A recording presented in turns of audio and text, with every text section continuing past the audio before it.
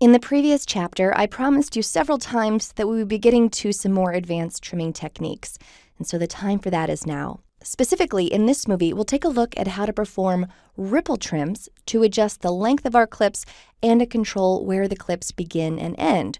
Let me show you what I mean by this. Right now, I have a sequence that's at a slightly different place in editing, and it actually speaks to a slightly different editing workflow. In the previous chapter, I relied on careful marking of my in and out points and sort of meticulous subclipping to get exactly what I needed down to the timeline.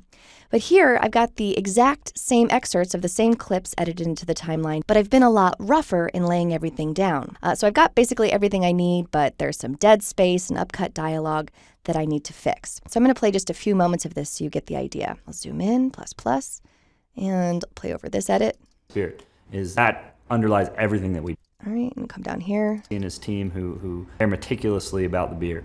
He's here anytime the beer needs him. I always tell people that.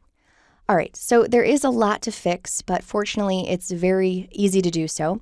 And again, many editors rough it in first and then come back and refine. So that's what we're going to do. I'm going to come to this edit first, and let's just observe what needs to happen here. Spirit is that underlies everything that we do. So again, this is the very beginning where he sets us up. He says craftsmanship, quality, and community spirit. But in this version, he actually starts talking again. We want to eliminate that last part of this clip. And then here, we've upcut his dialogue. So let's fix both of those. Now, we actually know a few ways to do this already. If I wanted to mark an in and an out around this area with in and out points and then press apostrophe, I could extract it.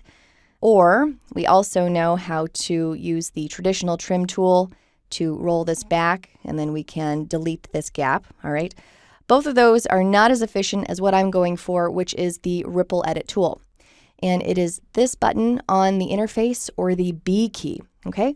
So I'm going to just press B, and you notice that it turns yellow, and I'll drag it back, and the edit is finished, all right? I'm just going to play over it to see if I like it. Spirit, that underlies everything that we do.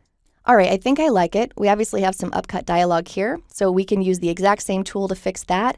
I can just click and drag and roll that out. I'm looking at the audio waveform to help me as I edit, and let's just play over this. Community spirit, that underlies everything that we do. Okay, and if I wanted to refine that further, I certainly could. I can click and drag, or I can use the keyboard. So if I wanted to get rid of just a couple more frames, the keyboard shortcut for that is Option left or right arrow on a Mac or Control left or right arrow on a PC. So I'll just press Option right arrow, and I'm trimming one frame at a time, and I'll see how that sounds. Spirit, that underlies everything that we do. All right, pretty good. Let's move on to these clips. Go ahead and play over them. The craftsmanship, we have Casey and his team who care meticulously about the beer. All right, so we have some similar issues here. I think he says who twice, so let's eliminate one of those. I'm going to come in and find exactly where it is that we want to cut. All right, so I think right there, and we want to eliminate this who, and I want to show you a different method for doing this. Rather than switching over to the ripple edit tool, and I'm actually still in it, so I'm going to press V to get back to the selection tool. If you temporarily just need to enable the ripple edit tool, you can hold down the command key or control on a PC to access that really quickly. So I'll hold down command, notice that it turns yellow, I'll perform the edit, and it's done. And I'm automatically back in my selection tool, and I'll play over it. Casey and his team who care meticulously about the beer. All right, I think this one sounds good. Again, we have upcut dialogue on this side. So I'm going to command click on this edit and then drag to the left. And I think I probably got it a little bit too far. I'm going to play over it just to make sure. Team who care meticulously about the beer. All right. And so again, I'm just going to command drag this over and eliminate some of those frames. And I think this should be good. His team who care meticulously about the beer. All right. So again, we have a nasty jump cut there, but it's not a problem. We'll cover that up with B-roll, but I think it's sounding good. All right, I'm going to move on, and let's play through a couple more edits. He's here anytime the beer needs him. So here, I think we need to eliminate some of these frames. He's here.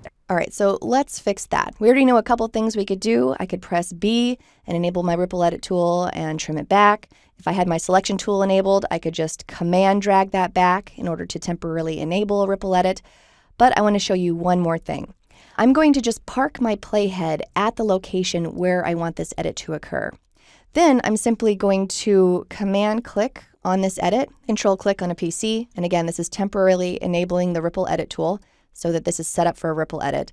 But rather than dragging or using my keyboard shortcuts, I'm simply going to press the E key to perform an extend edit.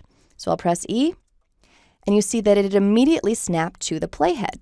So that's a really nice way to just park where you want to edit and perform the trim. Let's move on to this side. He's here anytime the beer needs him. Okay, I'm going to move back to this clip here, and let's just double check. The beer. He's here. All right, I'm just going to remove a couple of frames there, and I'll do an extend edit. So I'll move my playhead where I want the edit to occur and Command click and press E, and I performed an extend edit. Let's listen. About the beer. He's here anytime the beer needs him.